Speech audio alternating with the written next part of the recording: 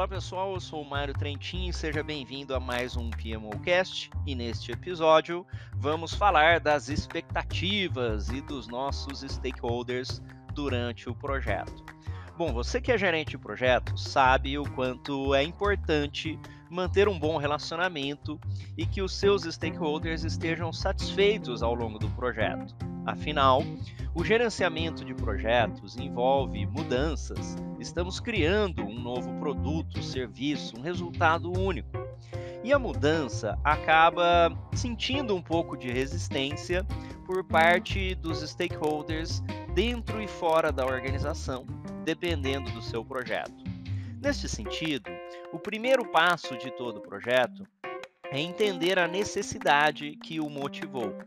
Essa necessidade está relacionada ao aproveitamento de uma oportunidade, uma melhoria, ou a solução de problemas.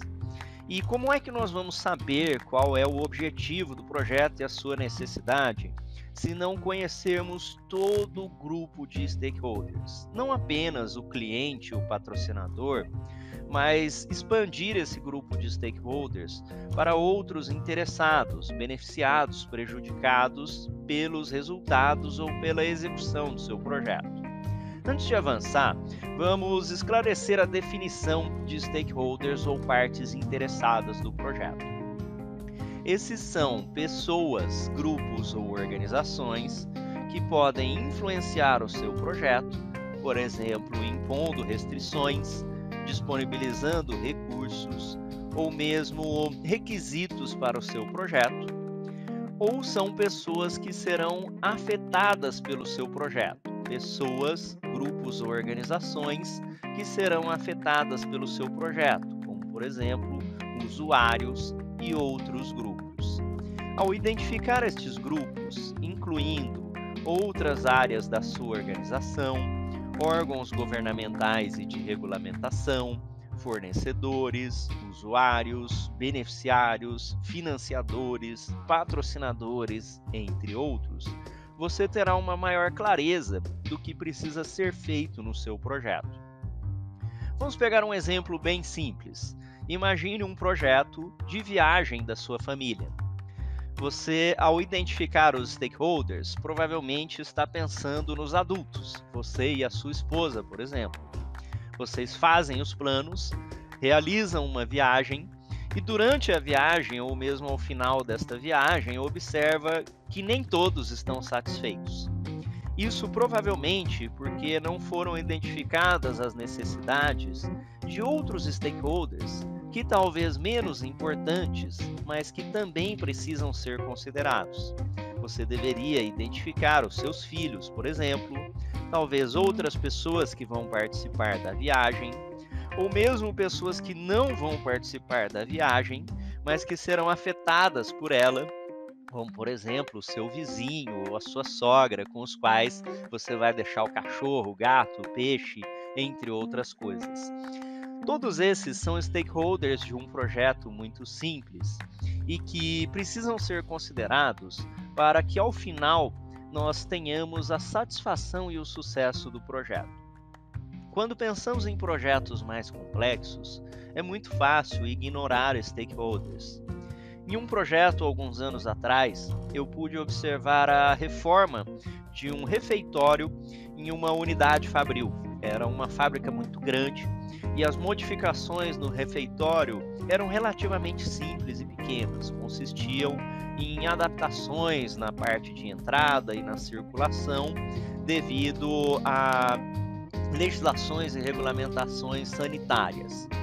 Esse projeto, por ser simples, em duração, coisa de um mês ou pouco mais, e um investimento baixo também, ele ignorou os seus stakeholders, como por exemplo, o pessoal da limpeza, segurança, os próprios funcionários da fábrica que iam naquele refeitório, entre outros stakeholders. E o resultado foi uma resistência e insatisfação muito grande. As pessoas comentando que a nova entrada era muito ruim, que não era uma boa ideia, que a circulação estava atrapalhando o bom funcionamento do refeitório, entre tantas resistências para um projeto tão pequeno.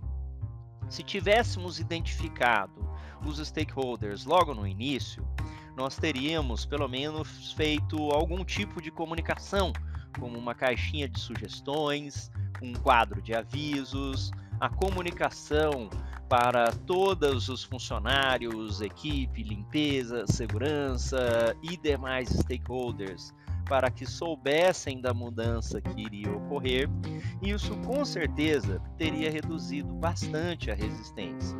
Por falar em resistência, nós sabemos que os projetos, sendo esforços temporários para produzir um resultado único, eles causam mudança naturalmente. E ignorar a resistência das pessoas à mudança é um grande problema nos nossos projetos. Um grande caminho, uma grande parte deste caminho de sucesso está relacionado à identificação dos stakeholders que acabamos de falar, e existem diferentes ferramentas para isso, como, por exemplo, a revisão documental, organograma da empresa e de outras organizações que serão afetadas, a utilização de categorias como stakeholders externos, internos, fornecedores, órgãos de regulamentação, comunidade, usuários, entre outros. Além disso, você deve fazer a análise das expectativas desses stakeholders para que possamos considerar as suas necessidades e requisitos, como, por exemplo, na viagem de família. Observe que nem todos os stakeholders têm a mesma importância. Nós devemos considerar o poder, o interesse e a influência dos stakeholders para que possamos priorizá-los. Você já deve imaginar também que os requisitos ou as necessidades desses stakeholders podem ser conflitantes. E nestes casos, o gerente de projetos e os principais stakeholders devem decidir sobre quais expectativas serão satisfeitas e quais não serão satisfeitas ao longo do projeto. Mesmo as expectativas que não serão satisfeitas devem ser comunicadas aos stakeholders, bem como os motivos pelos quais elas não serão satisfeitas. Isso permite reduzir a resistência em um maior senso de pertencimento, porque ao menos aqueles stakeholders foram ouvidos, e por limitações e restrições dos projetos, nem todas as expectativas poderão ser satisfeitas, obviamente. Metade do caminho é a identificação de stakeholders e suas expectativas. A outra metade é o gerenciamento dos relacionamentos ao longo do projeto, ou seja, gerenciar o engajamento dos stakeholders durante todo o ciclo de vida do seu projeto. Não basta identificar as necessidades no início e depois não manter uma comunicação frequente, feedback e outros aspectos de relacionamento e colaboração. Você provavelmente já ouviu exemplos de projetos em que o relacionamento, a comunicação frequente foram fundamentais para resolver problemas e desafios que surgem ao longo do projeto. Imagine, por exemplo, que você vai a um restaurante muito bom, em que você faz o seu pedido, tem as suas expectativas identificadas logo no início, mas depois as pessoas desaparecem. Você fica esperando exatamente o tempo que foi dito para você vai esperar 1 hora, mas nenhum garçom aparece, ninguém fala com você, não tem uma atualização do seu pedido. Você recebe o seu pedido perfeito e exatamente no tempo, depois de 1 hora. A sua percepção não será tão boa quanto se você tivesse um relacionamento frequente com o seu garçom e outras pessoas do restaurante. Por mais que você tenha as suas expectativas identificadas no início e você receba o prato exatamente como pediu, exatamente no prazo desejado depois de 1 hora, a falta de comunicação, relacionamento gera uma ansiedade e insatisfação no stakeholder. Por outro lado, se você vai até o restaurante e você tem um garçom simpático, uma pessoa que aparece e pergunta para você se você precisa de mais alguma coisa, um feedback. Neste período de 1 hora, mesmo que a sua comida chegue um pouco atrasada e que ela não esteja tão boa quanto no primeiro restaurante, a sua percepção será muito melhor. A percepção está relacionada, mais uma vez, ao relacionamento e ao engajamento deste stakeholder. E quando falamos no gerenciamento de projetos, isso é 100 vezes mais difícil do que pensar em um restaurante no qual você está em 1 hora. Isso porque os projetos duram meses, semanas, meses, às vezes anos.